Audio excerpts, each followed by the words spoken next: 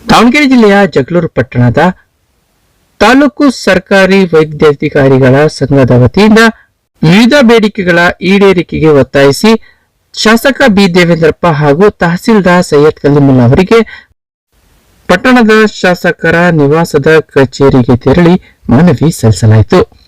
ಆರೋಗ್ಯ ಮತ್ತು ಕುಟುಂಬ ಕಲ್ಯಾಣ ಇಲಾಖೆ ಅಧಿಕಾರಿಗಳ ಹಾಗೂ ನೌಕರರ ಬೇಡಿಕೆಯನ್ನು ಈಡೇರಿಸಿರುವಲ್ಲಿ ಇಲಾಖೆಯ ಉನ್ನತ ಮಟ್ಟದ ಅಧಿಕಾರಿಗಳು ವಿಫಲರಾಗಿದ್ದಾರೆ.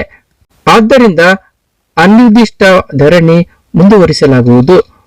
ಮುಖ್ಯ ಬೇಡಿಕೆಗಳಾದ ಸರ್ಕಾರಿ ಆಸ್ಪತ್ರೆಗೆ ಸಕಾಲಕ್ಕೆ ಸಮರ್ಪಕವಾಗಿ ಔಷಧ ಸರಬರಾಜು ಮಾಡಬೇಕು. ವೃಂದ ನೇಮಕಾತಿ ನಿಯಮವನ್ನು ಪ್ರತಿ 3 ವರ್ಷಗಳಿಗೊಮ್ಮೆ ತಿದ್ದುಪಡಿ ಮಾಡುತ್ತಿಲ್ಲ.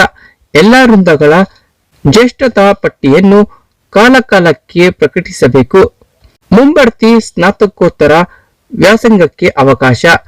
ವೈಜ್ಞಾನಿಕ ರೀತಿಯಲ್ಲಿ ಕೌನ್ಸಿಲಿಂಗ್, ಆಹಾರ ಸುರಕ್ಷತೆ, ಖಾಲಿ ಹುದ್ದೆಗಳ ನೇಮಕಾತಿ, ವೇತನ ಹೆಚ್ಚಳ, ಕೇಂದ್ರ ಪುರಸ್ಕೃತ ಯೋಜನೆಯಡಿ ಭತ್ಯೆ ಹೆಚ್ಚಳ ಸೇರಿದಂತೆ ವಿವಿಧ ಬೇಡಿಕೆಯನ್ನು ಕೂಡಲೇ ಈಡೇರಿಸಬೇಕು ಎಂದು ಒತ್ತಾಯಿಸಿದರು.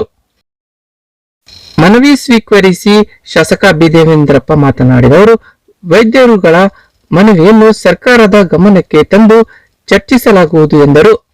ಈ ಸಂದರ್ಭದಲ್ಲಿ ಸರ್ಕಾರಿ ಆಸ್ಪತ್ರೆಯ ಆಡಳಿತ ವೈದ್ಯಾಧಿಕಾರಿ ಡಾಕ್ಟರ್ ರಾಘವೇಂದ್ರ, ವೈದ್ಯಾಧಿಕಾರಿಗಳಾದ doctor Shanmukhappa, doctor Basavant, doctor Vishal, doctor Shadab, C B Nagaraj, Vishalakshamma, Lolakshi, Ramesh, Parashuram, Lokeshwari ಸೇರಿದಂತೆ ಮತ್ತಿತರರಿದ್ದರು.